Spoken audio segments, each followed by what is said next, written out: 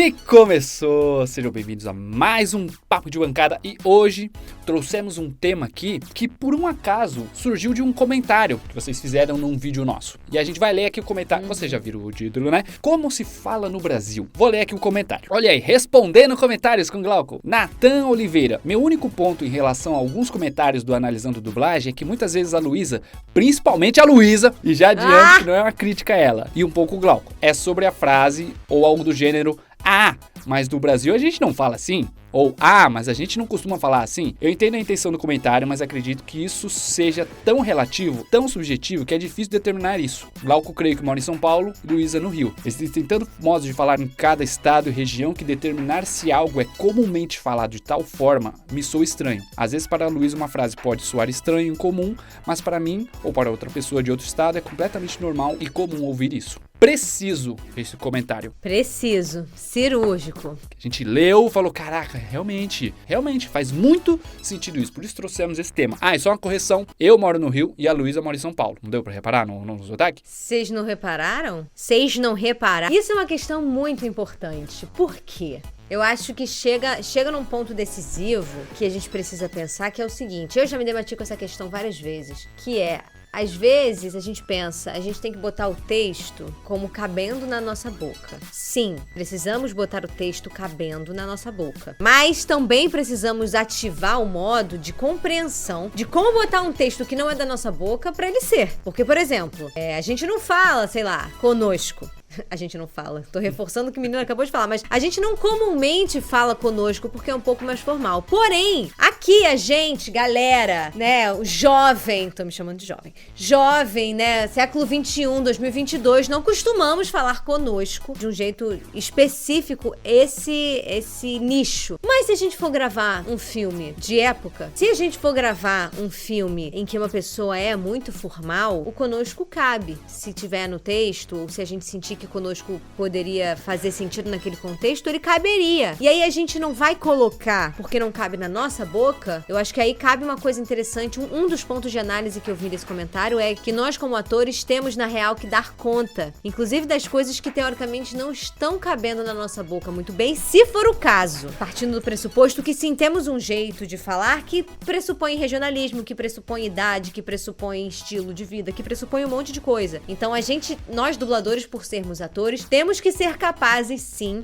de dominar o modo de falar, a ponto de modificar as coisas. Se o personagem, de fato, colar na nossa fala, no nosso perfil, e aí sim, não é o jeito como eu falo tem muito a ver com aquilo que eu tô vendo, então eu vou fazer essa modificação. Ou, não é o jeito como eu falo, não é o meu perfil muito, então eu preciso entender o que se requer ali, o que cabe ali, que talvez não fosse a minha primeira escolha, e fazer caber na minha boca. E completando isso que você disse, eu já ouvi a Mabel falando, não lembro onde foi, se foi numa live, em algum conteúdo no Instagram, que ela contando que ela estava dando aula para uma aluna, e o texto veio todo traduzido de forma coloquial, que a gente fala, né? Coloquial é a gente falando assim. Coloquial é informal. De forma informal. De maneira informal. E uma aluna foi e mudou o texto e colocou de uma forma que ela falasse de uma forma informal e colocando e blá blá blá blá blá. Daí ela falou, não, mas não ficou natural. E ela, mas eu falo assim. Pra ela, era natural falar daquela forma mais formal, de taranana. Certo, temos esse primeiro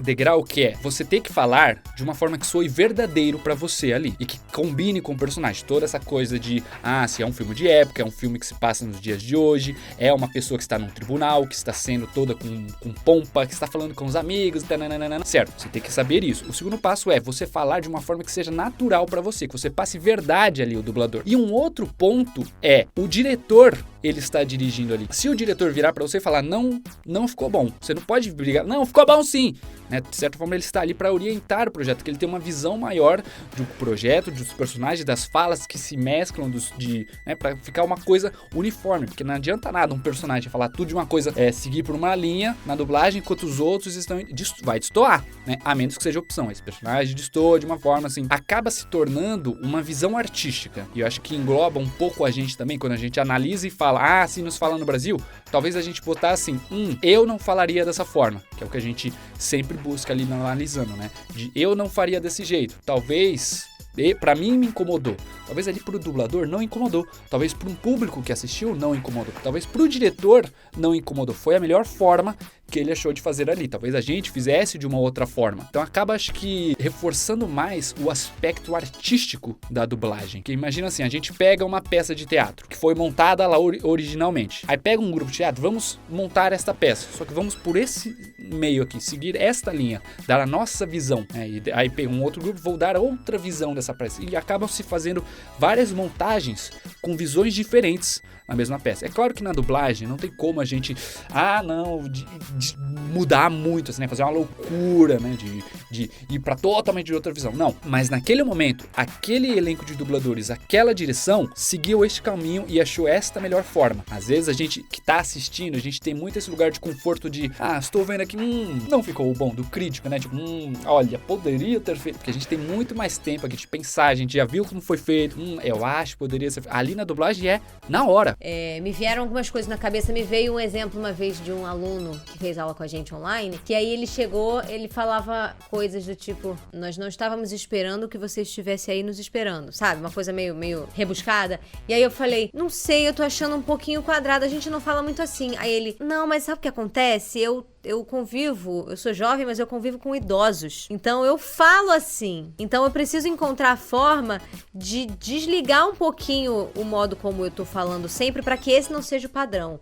O que me leva a grande questão é a gente ser capaz de fazer uma análise que vá além do que a gente está acostumado a falar na vida pessoal. A gente tem que, sim, claro, pensar no modo como geralmente a gente escuta o português, né? Não só de estilo de fala, como de construção verbal mesmo. Às vezes a tradução literal do inglês pro português ou de qualquer outra língua pro português tem uma colocação de verbo que a gente não tá nem familiarizado. Nesse caso, a gente não fala assim porque é uma tradução literal pouco usual. Mas para além disso, eu sinto que a gente tem que ter um filtro grande na hora de dublar em relação ao que a gente tá vendo. Porque aí a gente fazendo essa coisa que minha mãe fala muito do mundo Matrix, né? Da gente ligar a capacidade de percepção absoluta, ver tudo que tem na cena, a gente consegue perceber, esse personagem se familiariza comigo? Ele tem o mesmo tom de voz que eu? Ele tem a mesma energia, o mesmo vocabulário? Então o que eu tô acostumada a falar cabe ali. Então essa coisa de eu não falo assim cabe perfeitamente ali.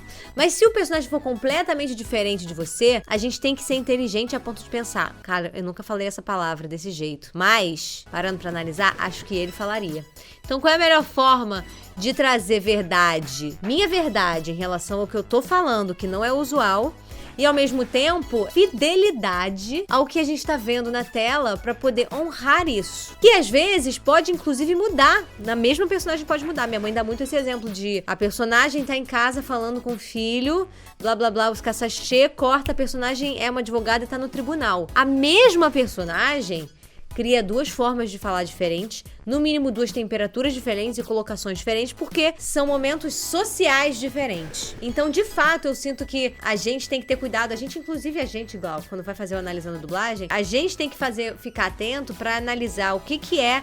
A gente não tá acostumado a falar isso, pra ver onde se aplica. A gente brasileiro, né, a gente como língua, essa construção verbal não é normal, tá sendo uma tradução literal, ou a gente, o nosso jeito de falar carioca, nosso jeito de falar jovem, ou nosso jeito de falar artístico, enfim, pra poder entender se o nosso jeito de falar casa com a imagem. Se não casar, a gente vai ter que se adaptar e ser a metamorfose ambulante que é ser ator, que é ser dublador, pra poder dar conta de tudo aquilo que a imagem tá dando pra gente.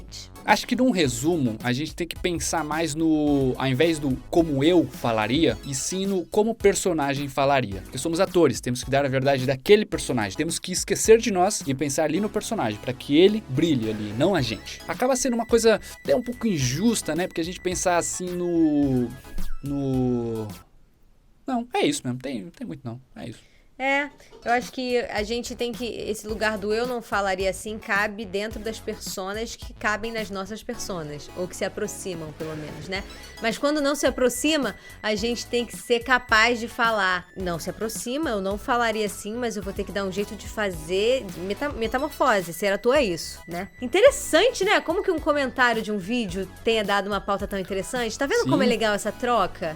Muito obrigada. Qual é o nome do menino do comentário? Natan Oliveira. Natan Oliveira. Muito obrigada, Natan, porque eu acho que trouxe uma reflexão interessante para todos nós aqui, né? Fez a gente se perguntar, calma aí, é verdade, mas de que forma a gente já faz isso na vida, de como a gente poderia fazer mais e ter isso mais vivo. Então, é uma troca muito gostosa essa aqui que a gente tem. Então, continuem comentando, continuem trazendo os pontos de vista de vocês, porque isso alimenta a gente como profissional e como criador de conteúdo, pra gente continuar fazendo tudo que a gente pode fazer da melhor forma possível. Glautidão. Glautidão. Isso prova que a gente leu o comentário. Yes! E é isso. E acabou, né? Acabou. Acabou? Acabou. Acabou.